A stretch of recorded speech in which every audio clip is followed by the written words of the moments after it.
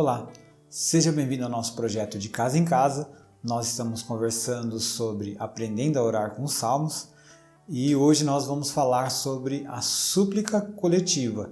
Na semana passada falamos sobre a súplica individual, então nessa semana vamos para a súplica coletiva e eu convido você a ler o Salmo 126. E se você já percebeu, estou pegando os salmos mais curtos.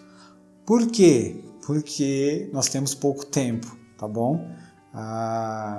E é por isso que vale a pena você ler o Salmo 126, um salmo que tem aí 6 versos. Acredito que você já leu e nós vamos lá. Para entender o Salmo 126, eu vou ler primeiro o Salmo 137. Como assim? Porque fala de uma alegria fantástica. Você leu o Salmo 126, é maravilhoso isso. Mas olha a tristeza que antecede toda essa alegria. Salmo 137 diz o seguinte, os 4 primeiros versos.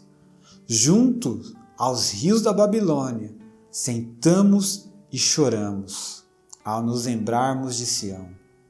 Pusemos de lado nossas harpas e as penduramos nos galhos dos salgueiros.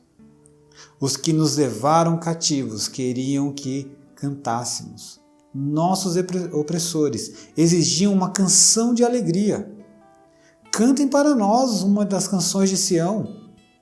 Mas como poderíamos cantar as canções do Senhor estando em terra estrangeira? Percebe o tom triste, o tom... Eu não tenho força, é isso que eles estão falando, eu não tenho força para cantar. E aqui... possivelmente aí os babilônios, pedindo para que eles cantarem, há duas possibilidades. Primeiro, como opressão, dizendo, vocês não cantam a esse Deus, então canta aí, como uma suposta zombaria. E uma segunda forma de interpretar é para conhecer a cultura simplesmente.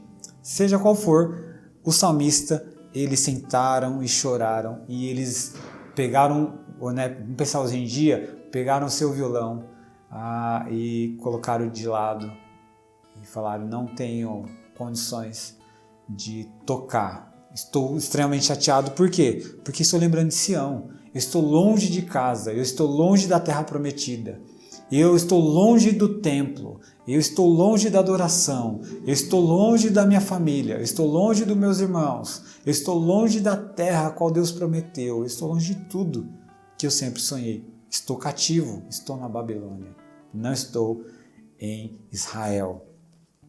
Agora que a gente entendeu a tristeza do exílio, nós precisamos agora ver a alegria de quem retorna do exílio. Quando o Senhor trouxe os exilados de volta a Sião, foi como um sonho. Olha que maravilha! Se lá não tinha força nenhuma, eu estava triste. Quando o Senhor trouxe os exilados a Sião, foi como um sonho. Nossa boca se encheu de riso e cantamos de alegria. As outras nações disseram, o Senhor fez coisas grandiosas por ele. Sim, o Senhor fez coisas grandiosas por nós. Até o verso 3, por enquanto, porque esse salmo se divide em 2 momentos, de 1 a 3 e de 4 a 6. Então, de 1 a 3 aqui, há um reconhecimento global pelas grandes coisas que Deus fez por Israel. E qual foi a grande coisa? Tirar o povo que estava cativo na Babilônia e trazer novamente para Israel. E aí lembra dos momentos em que o povo voltou. Então o povo volta com Zorobabel, reconstrói o templo, volta com Neemias, reconstrói as muralhas e também volta com Esdras, onde a leitura da Torá e há um avivamento ali, um patriotismo, há um movimento muito interessante em que os livros de Esdras e Neemias contam, que vale muito a pena ler para você entender mais ainda sobre esse regresso, esse retorno do povo que estava exilado e agora está de novo a Sião, está de novo a terra, e é como um sonho. A boca se encheu de alegria, saltamos de alegria. E isso é muito interessante, porque quando a gente lembra do Salmo 137, eles não tinham força, eles não tinham porquê. E agora não, a boca está cheia de canções. Eles estão tocando, eles estão cantando. Por quê? Porque o Senhor trouxe de volta os exilados. E a segunda parte é de 4 a 6, que fala do sofrimento acompanhado de esperança. Restaura, Senhor, nossa situação. Como os riachos revigoram o deserto, e aqui tem a ver com o Negueb, né? Algumas traduções já trazem o Negueb, as mais modernas não. Mas os que semeiam com lágrimas colherão com gritos de alegria. Choram quando lançam as sementes, mas cantam quando voltam com a colheita. E aqui é a súplica coletiva, porque é muito legal voltar para a terra de Israel, é muito legal ver o templo reconstruído, as muralhas, a leitura da Torá, tudo está maravilhoso. Ok, acabou aqui todo esse ritual, voltamos para casa. E agora nós vamos plantar. Tem um problema, a terra está seca. E aí? E aí o povo, Senhor, porque nós somos assim, a gente vê coisas maravilhosas de Deus e fala, pronto, está resolvido. Aí a gente sai desse ambiente, vai para outras coisas tão difíceis, a gente, Senhor, é o salmista. Então o salmista está dizendo assim, ó, restaura, Senhor, nossa situação. Como os rios que revigoram o deserto. Aqui a ideia do Negueb, o Negueb é um deserto ao sul de Judá,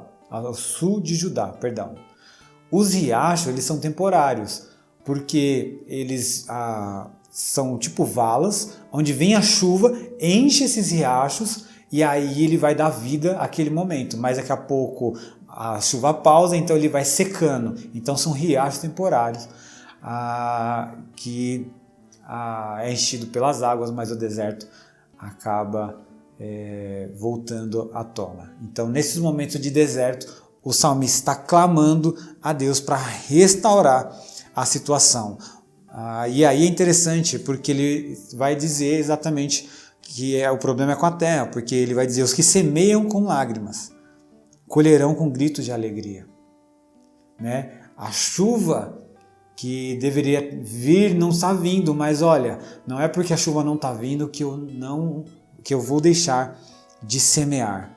Não é porque eu estou vendo as coisas de maneiras difíceis que eu vou deixar de semear, que eu vou continuar sendo fiel a Deus. Choram enquanto lançam as sementes, mas cantam quando volta com a colheita. É muito interessante, porque em determinados momentos da nossa vida, quando as coisas não vão bem, nós acostumamos a abandonar Deus. E tem vários momentos assim.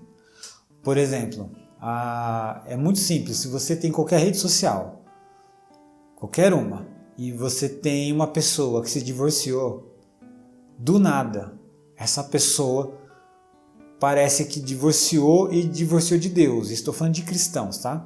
Divorciou de Deus. Por quê? Porque você percebe que a pessoa começou a cuidar do corpo e aí começou a sair, quer ser admirada pelo corpo e Deus ficou. E o salmista está dizendo, não, vocês não devem fazer isso. Aconteceu uma catástrofe, permaneçam firmes. Semeiem.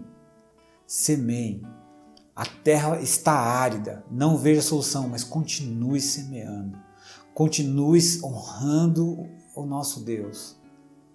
E aqui no salmista, eu sei que alguns vão dizer, mas não é isso que o salmo quer dizer. O salmo quer dizer literalmente o seguinte, a terra está seca e você precisa plantar, mesmo sem perspectiva que Deus vai derramar a chuva e você vai, então essa pequena semente vai dar fruto e você vai conseguir colher. E colhendo isso aí, você vai ter poder aquisitivo, tanto para se manter, quanto para fazer as ações de justiça, quanto para dar ofertas ao Senhor. Tudo isso está contemplado quando a gente pensa em colheita, tá bom? Isso nós estamos sempre pensando no Antigo Testamento, porque nós estamos nos Salmos. Mas trazendo para os nossos dias, a gente pode fazer esse paralelo que quando algumas coisas não vão bem, algumas coisas acontece até catástrofe em nossa vida, a gente não deve parar de olhar a vida com perspectiva, com esperança. Que o Deus que nos trouxe de um mundo de trevas, nos transportou para um mundo de luz. Esse é o mesmo Deus que vai continuar cuidando, mesmo quando você não vê perspectiva. O cristão, vou usar a esperança como verbo para a gente entender melhor. Então, o cristão, ele esperança na desesperança.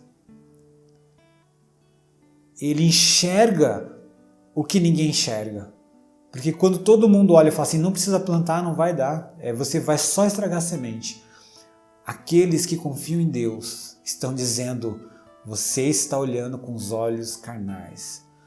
Pelos olhos da fé, eu vou semear, porque o meu Deus, Ele me diz isso, que a fé é a certeza de que acontecerão coisas que eu não vejo.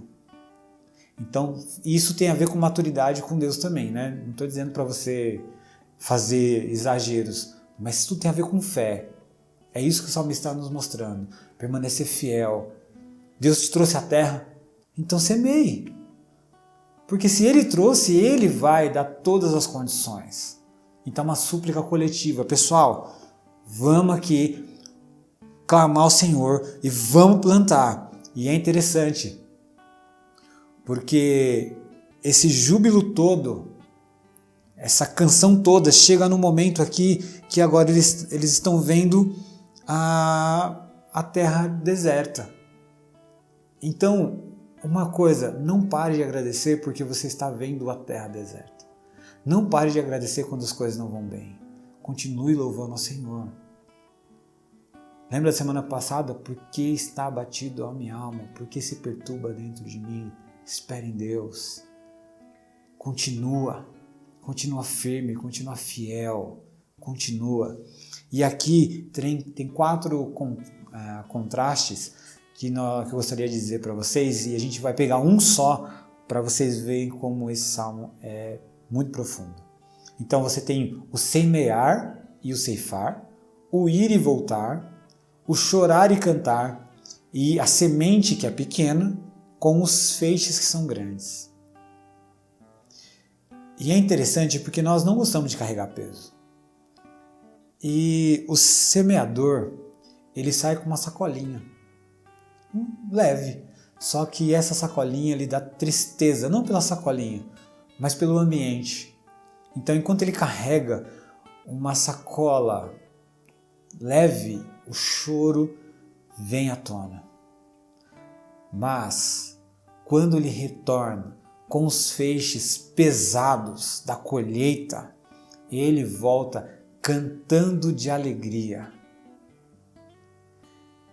Então, as coisas são difíceis, você não está vendo solução, você tem uma pequena coisa, tem pouca coisa em suas mãos, põe na terra, põe para produzir, continua, mantém, porque agora você vai fazer isso até chorando, com tristeza, com aperto na alma, mas os frutos que você colherá, que você nem sabe como vai fazer, lembra da pesca maravilhosa? Quase tomba o barco, e você vai cantar de alegria porque isso está acontecendo.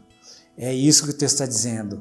Enquanto vocês estão semeando com lágrimas, vocês colherão com gritos de alegria. Chorem enquanto lançam a semente, mas cantam quando volta com a colheita. Isso é maravilhoso, isso é o nosso Deus. E tem uma frase que eu coloquei até no meu status do WhatsApp, que é: as lágrimas do semear aumenta a alegria do colher. E com isso, vamos para 3 perguntas. Na verdade, não são perguntas. Até coloquei conversa e acabei indo para a pergunta. Nós vamos conversar. É um bate-papo. Então, fique em paz, nós vamos ter momentos bem legais agora.